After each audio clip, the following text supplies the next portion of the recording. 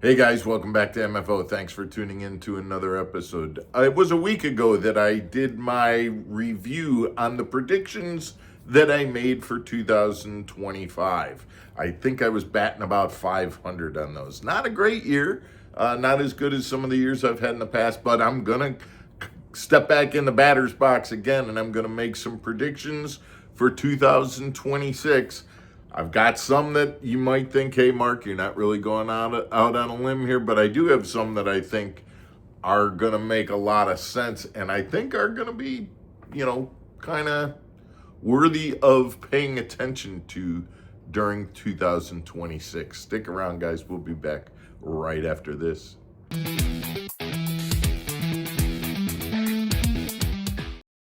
Welcome back to Mark Fisher Outdoors, everybody. I'm Mark Fisher.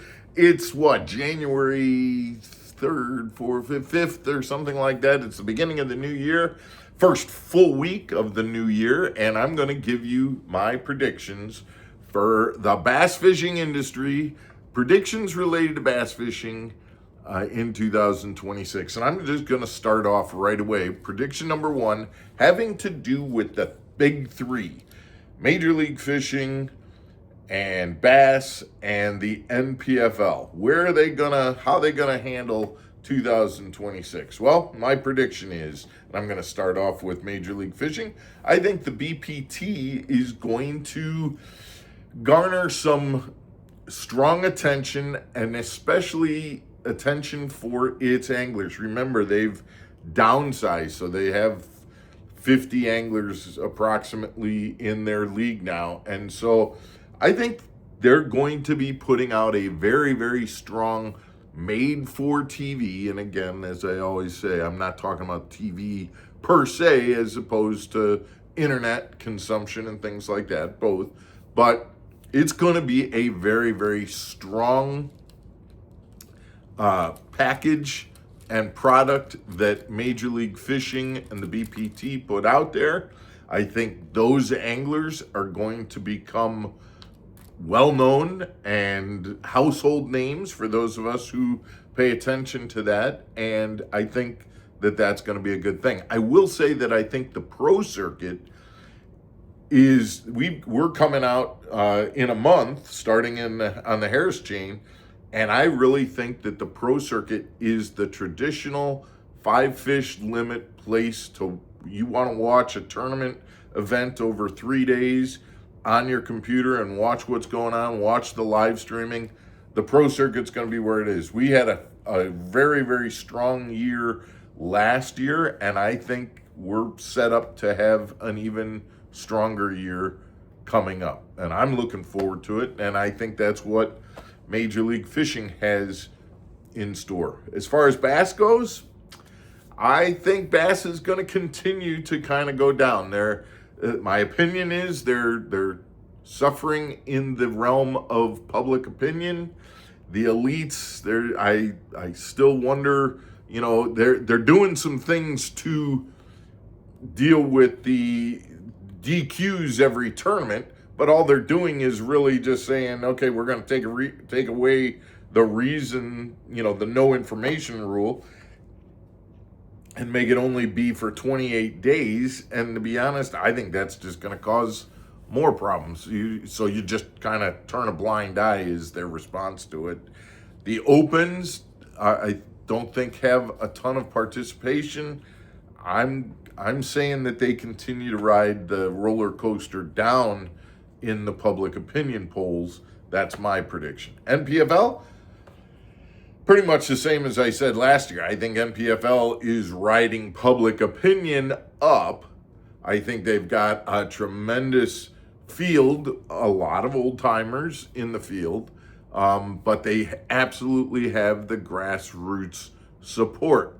I've said it before, I'll say it again.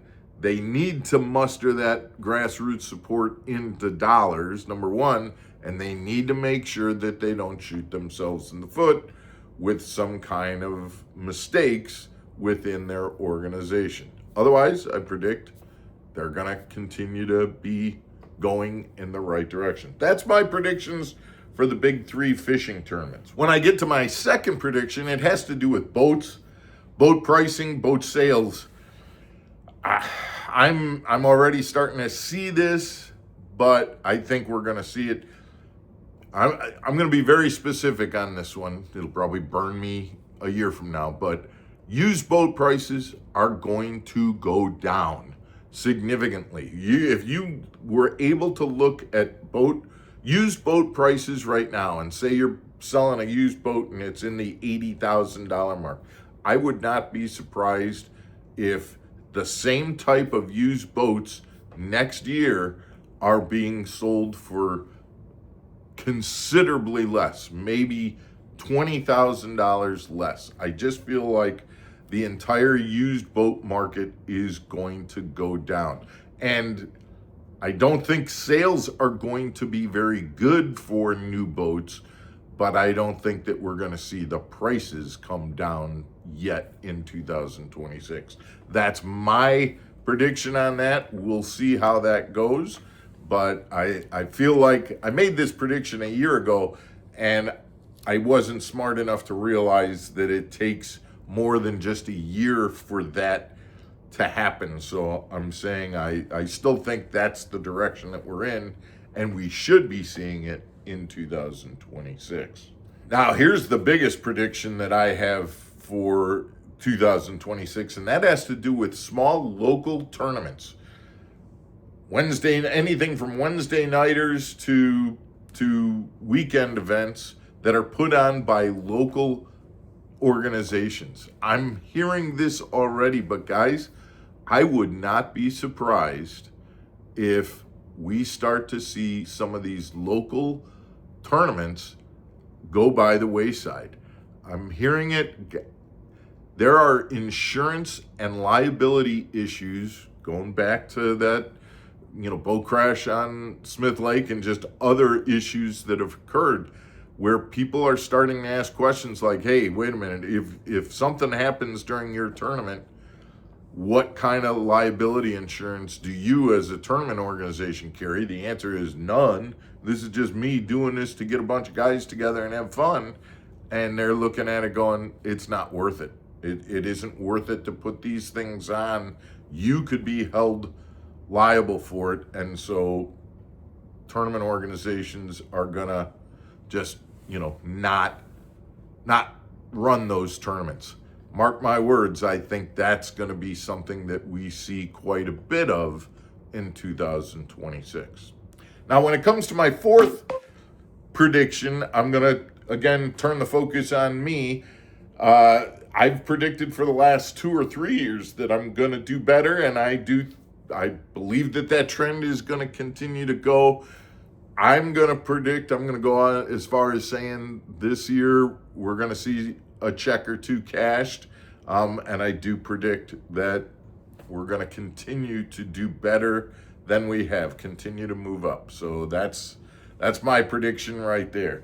And then when it comes to the fifth prediction, we're going to have to kind of tie this to forward-facing sonar a little bit. I'm saying that we're going to see a resurgence in some more traditional types of baits, crankbaits and jigs and spinner baits and chatterbaits and things like that, because a lot of the tournament organizations are switching over to restricting forward-facing sonar. And so guys that are fishing bigger tournaments that we're watching are going to be using other baits and other techniques other than, throwing a minnow.